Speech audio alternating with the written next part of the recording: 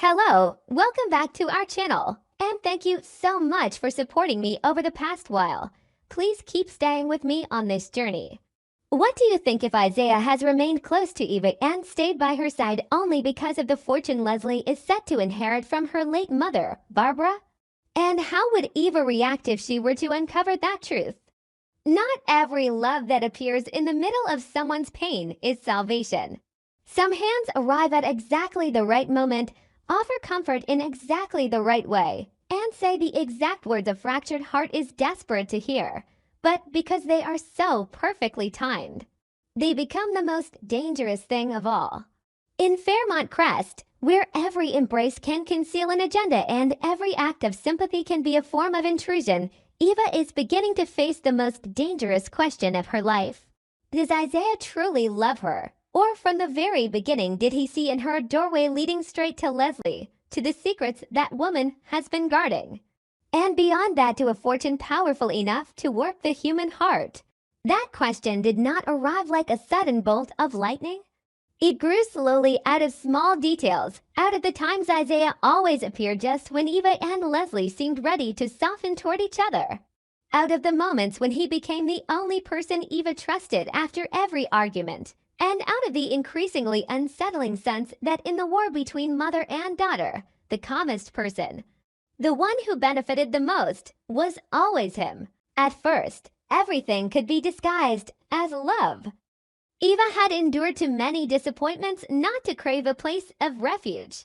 She had grown up with the feeling that her life was always being shaped by secrets that were never hers, by Leslie's unpredictable anger, by the cold silences of a mother who both loved her and used her suffering as a mirror for her own failures.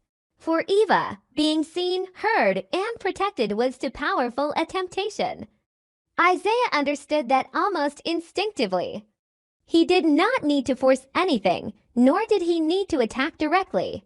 All he had to do was patiently become the man who appeared after every time Eva shattered, the one who did not judge her when she lost control, the only one who told her she was nothing like Leslie. That sentence was the sweetest blade of all, because it comforted Eva while also driving the wedge deeper between her and her mother. Every time Eva was told that she was better than Leslie, different from Leslie, that she should not let Leslie drag her down, she felt as though she was being set free.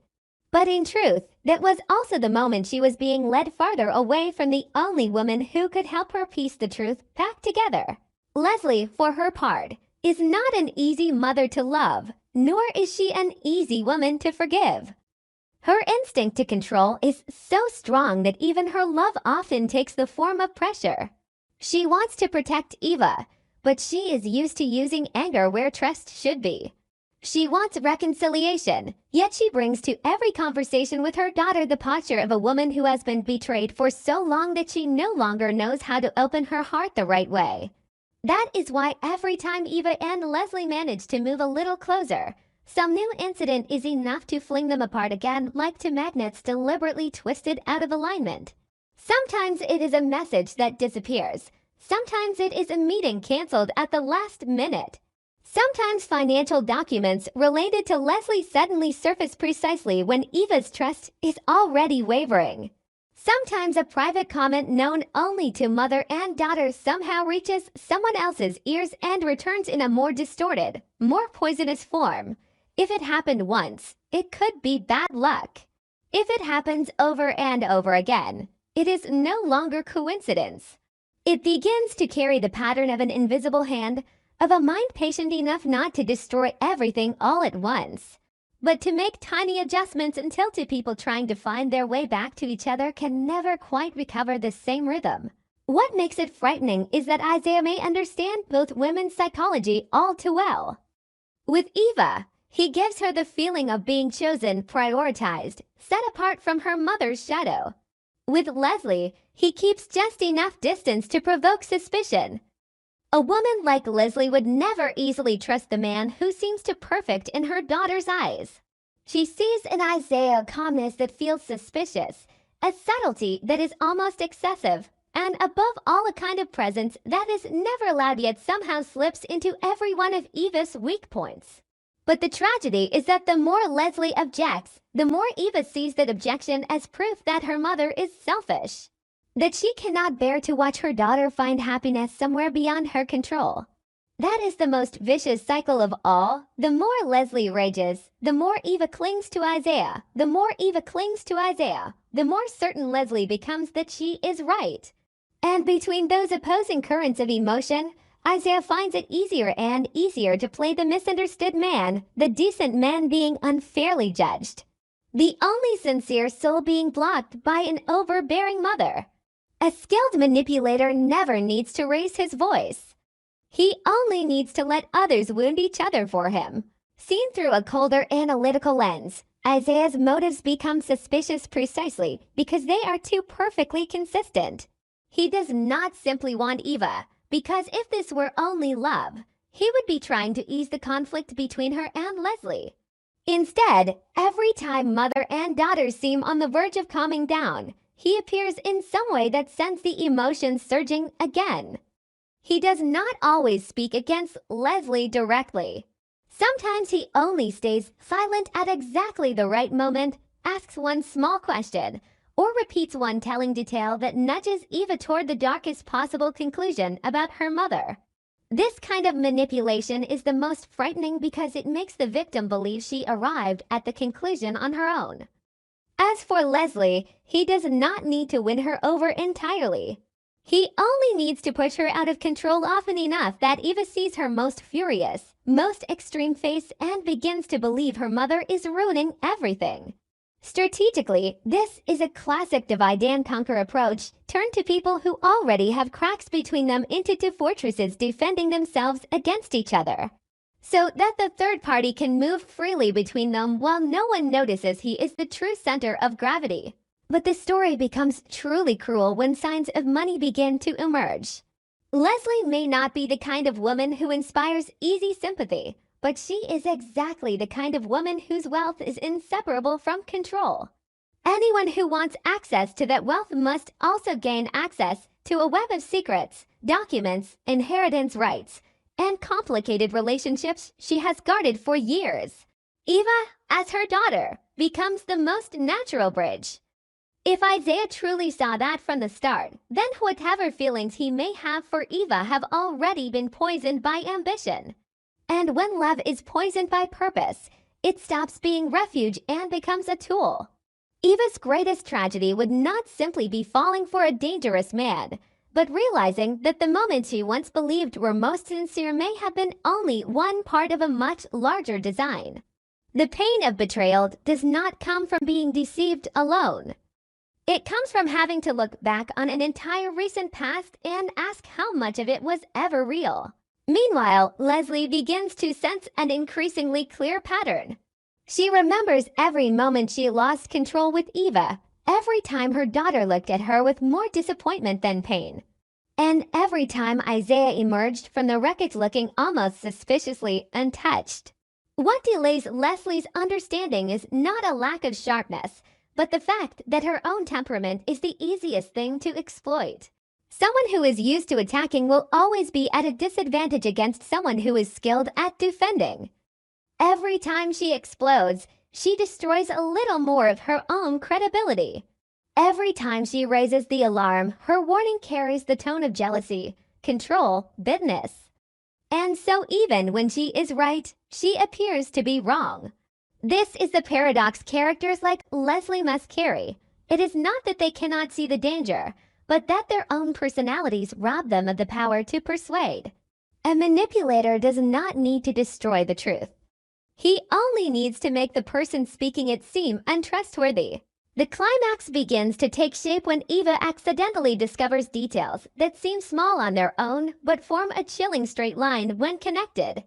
An old message between her and Leslie that never reached its destination. An appointment that only Izaiah knew about, yet was suddenly changed.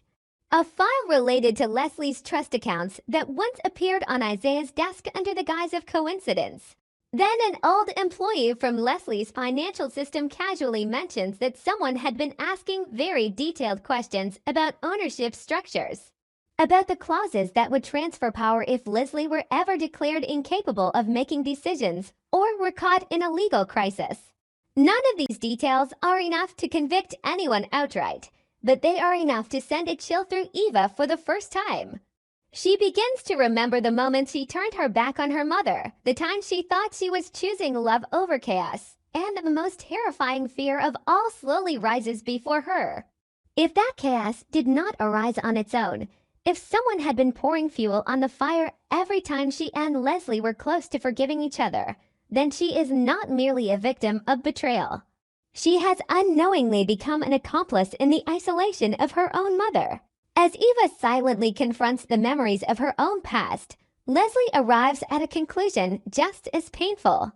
She realizes that the man she considered a threat to her fortune had first aimed at the relationship between mother and daughter. It is no accident that every financial disturbance arrived right after an emotional fracture. It is no accident that Eva was always most vulnerable to Izaiah when she was angriest with Leslie. It is no accident that every one of Leslie's outbursts created the perfect opportunity for him to become a safe harbor. This is not merely a money game.